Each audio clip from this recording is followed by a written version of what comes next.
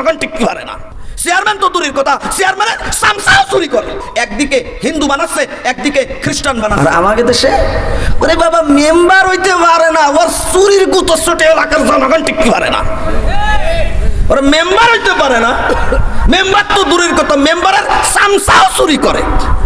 Chairman তো দূরের কথা, চেয়ারম্যানের সামসাও চুরি করে।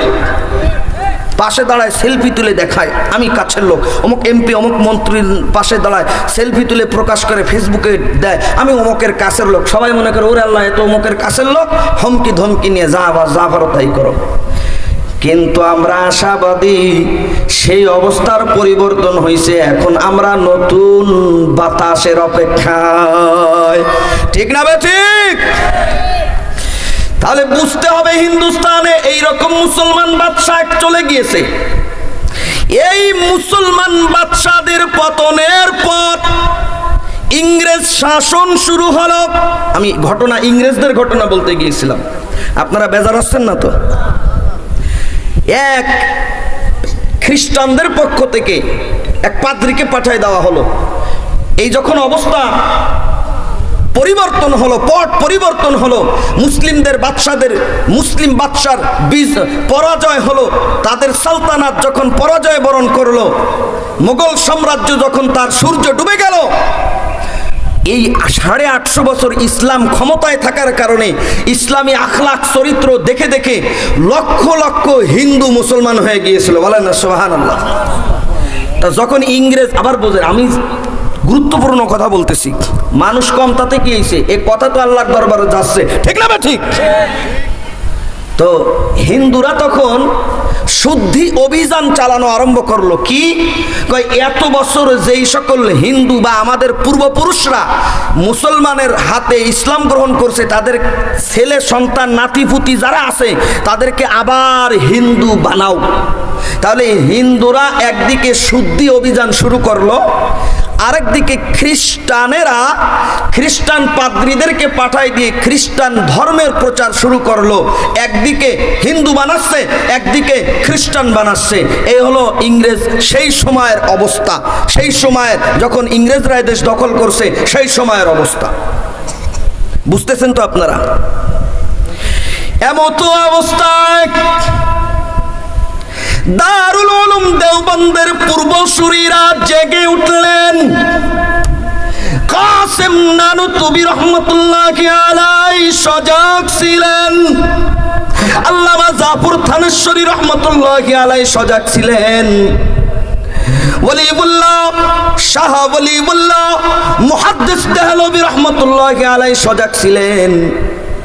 এমত অবস্থায় এক খ্রিস্টান পাদ্রী আসছে, মুসলমানদের একটা জটলা, সেই জটলার ভিতরে এসে বলতেছে, বলতো তোদের কোরআন সত্য নাকি আমাদের বাইবেল সত্য? মুসলমান বলতেছে অবশ্যই আমাদের কোরআন সত্য।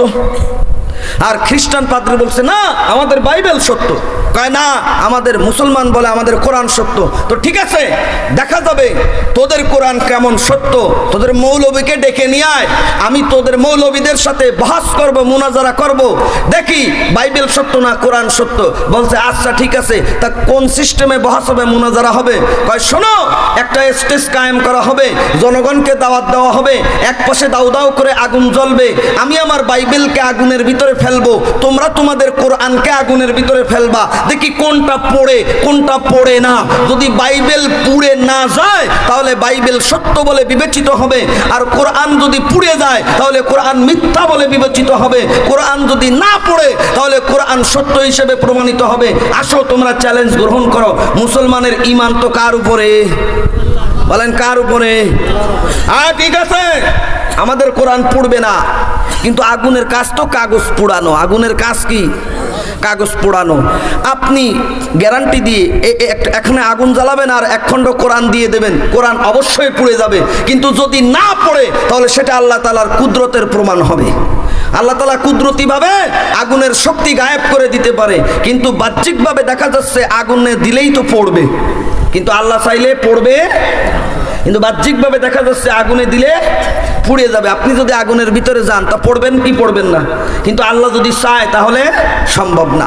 আল্লাহ যদি বলে আগুন ধরাস না, পোড়াস না, ইব্রাহিম আলাইহিস সালাতু ওয়াস সালামকে বলছিল কিনা ওরা আরেক ইতিহাস। হ্যাঁ ঠিক আছে, রাজি আছি আমরা, তোমাকে মৌলবী মুন্সি যা আছে সব ডেকে নিয়ে আসো। কোরআন শরীফ কিন্তু আগুনের ভিতরে ফেলাইতে হবে। হ্যাঁ আমরা কোরআন শরীফ আগুনের ভিতরে ফেলাবো।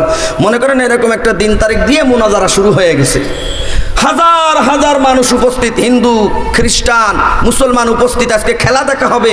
ওরে শুনছিস কয় কি আগুনের ভিতরে বাইবেলও ফেলবে কোরআনও ফেলবে, কোনটা পড়ে না আজকে দেখা হবে। যদি কোরআন পুড়ে যায় তাহলে সব মুসলমান আজকে খ্রিস্টান হয়ে যাবে, আর যদি বাইবেল পুড়ে যায় তাহলে প্রমাণিত হবে বাইবেল মিথ্যা, খ্রিস্টানরা মুসলমান হবে। এরকম একটা ইন্টারেস্টিং বিষয়। তো লোক বেশি হবে না কম হবে? বলেন বেশি হবে না কম হবে? ওরে সর্বনাশ, লোকে লোকারণ্য। কিন্তু ঘটনাক্রমে আল্লাহু আকবার, মুসলমানদের যে আলেম সে আসতে একটু দেরি করতেছে। খ্রিস্টানদের পাদ্রী আগে আগে স্টেজে হাজির। কিন্তু ও একটা চালাকি করছে, কি জানেন? ওর দেশ থেকে এক প্রকার মলম নিয়ে আসছে, যেই মলম গায়ে লাগাইলে কোনো জিনিসে ভালো করে মাখায় যদি আগুনের ভিতরে ফেলা হয় তাহলে ওই মলম লাগানোর কারণে থাকার কারণে ওই জিনিসটার আগুন ধরে না, আগুনে পড়ে না, ওই মলমের উপর দিয়ে যায়, অগ্নি প্রতিরোধক মলম। ওই খ্রিস্টান পাদ্রী ও শয়তান করছে কি, ওর বাইবেলে সুন্দর করে ওই মলম উপরে নিচে সুন্দর করে মালিশ করে নিয়ে আসছে।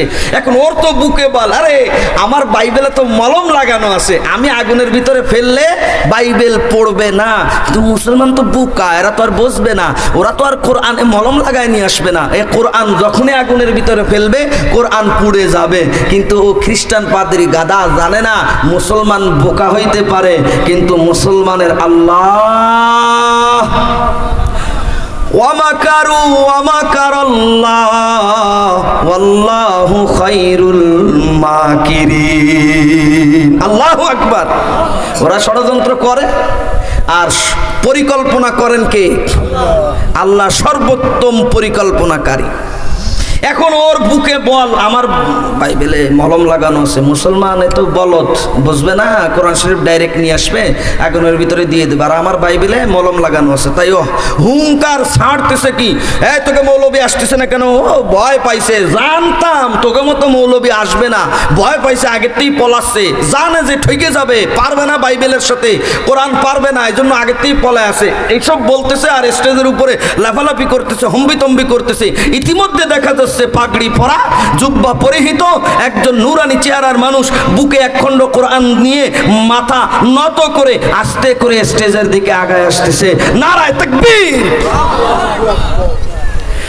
মুসলমান ওই আলেমের দিকে তাকায় আছে, কত চমৎকার দাড়ি, কত চমৎকার পাগড়ি, নুরানি চেহারা, গোল জুব্বা, চেহারার মধ্যে কেমন যেন মায়া মায়া ভাব। বুকে কোরআন চেপে নিয়ে স্টেজের উপরে উঠলেন। খ্রিস্টান পাদ্রী হুঙ্কার দিয়ে বলল, তোমার দেরি হলো কেন?